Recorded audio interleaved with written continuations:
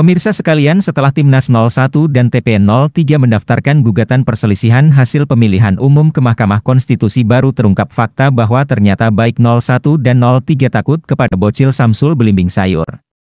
Oleh karena itu, 01 menuntut dilakukan pemilu ulang tanpa Gibran dan 03 menuntut dilakukan pemilu ulang tanpa 02. Kok bisa begitu? Bismillahirrahmanirrahim. Assalamualaikum warahmatullahi wabarakatuh. Kawan-kawan, menyusul pengumuman KPU tentang hasil rekapitulasi nasional suara pemilu 2024 dan setelah melewati batas waktu 3 hari, kita tahu Timnas 01 dan juga TPN 03 sudah mendaftarkan gugatan perselisihan hasil pemilihan umum. Ya, ini nama gugatannya ya kawan-kawan, perselisihan hasil pemilihan umum. Ya, jadi yang diperselisihkan itu seharusnya hasilnya. Akan tetapi apabila kita mengikuti baik Timnas 01 maupun TPN 03, itu mereka masih tetap mempermasalahkan proses pencalonan wakil presiden dari 02, yaitu Gibran Rakabuming Raka, ya. Padahal kalau kita kembali lagi, nama gugatannya itu, nama sengketanya adalah perselisihan hasil pemilihan umum. Jadi seharusnya itu yang digugat itu hasilnya, ya kan. Kalau misalnya proses pendaftaran segala macam itu crystal clear, ya, itu bening banget, sebening kristal, bahwa pencalonan 02 itu legitimate secara hukum, ya. Tidak ada peraturan perundang-undang apapun yang dilanggar oleh 02, ya, karena Gibran Rakabuming Raka yang berusia 36 tahun itu menjadi memenuhi syarat karena putusan MK nomor 90 tahun 2023. Ya, Profesor Jimli Asidiki yang juga mantan ketua MK menyatakan itu sudah legal, tidak bisa dipermasalahkan lagi. Jadi kalau misalnya sekarang Timnas 01 dan TPN 03 itu menggugat proses pencalonannya, itu terlambat. Seharusnya kalau memang takut melawan Gibran, dulu tidak usah ikut pilpres, ya. Nah, kenapa saya katakan takut kepada Gibran? Karena inti dari permohonan Timnas 01 adalah meminta pemilihan presiden diulang tanpa Gibran Rakabuming Raka. Dan untuk TPN 03 minta pemilihan presiden diulang tanpa paslon 02. Ini artinya baik Timnas 01 maupun TPN 03 itu takut kepada Gibran, takut kepada si bocil, si Samsul, si belimbing sayur, yang selalu mereka katakan itu bocil, yang selalu mereka katakan itu Samsul, yang selalu mereka katakan belimbing sayur. Ternyata Timnas 01 dan TPN 03 takut sama si bocil Samsul belimbing sayur itu. Kawan-kawan semua,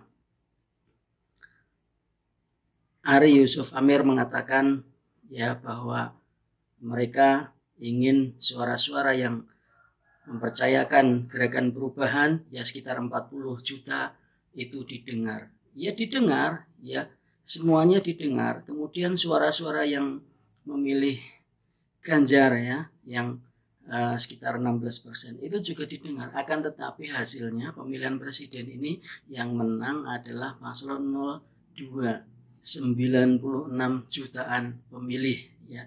Ini namanya demokrasi. Kalian, ya, pemilih Anies Caimin tetap didengar, memilih Ganjar Pranowo tetap didengar. Suara kalian nggak dihilangkan kok, itu tetap dihitung. Hanya saja pemenang Pilpres 2024 ini adalah 02 dengan perolehan 96 jutaan suara dan sekitar 58%.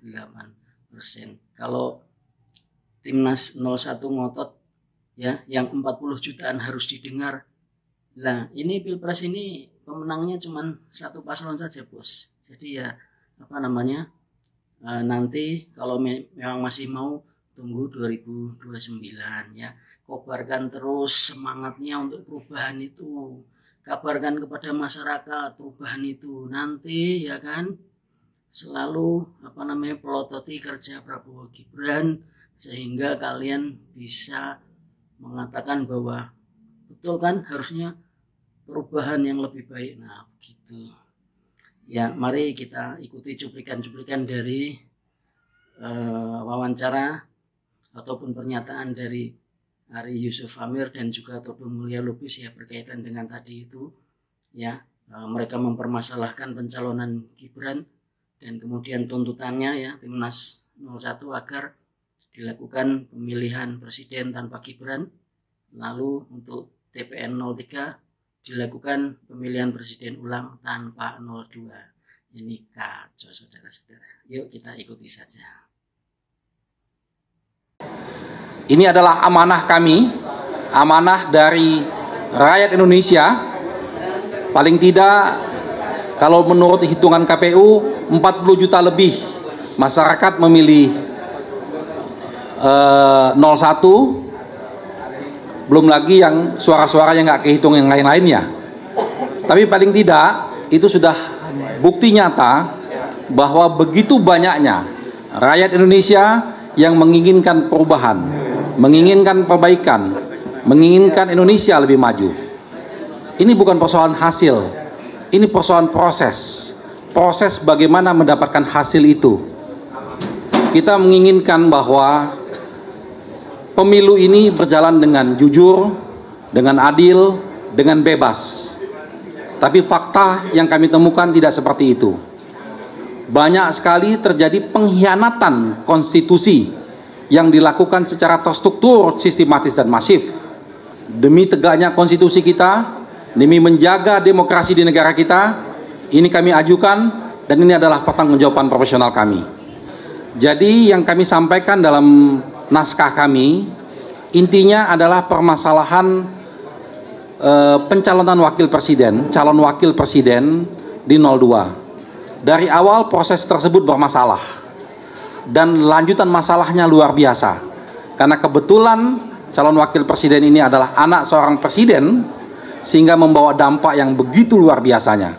Nah, dampak inilah yang kami uraikan.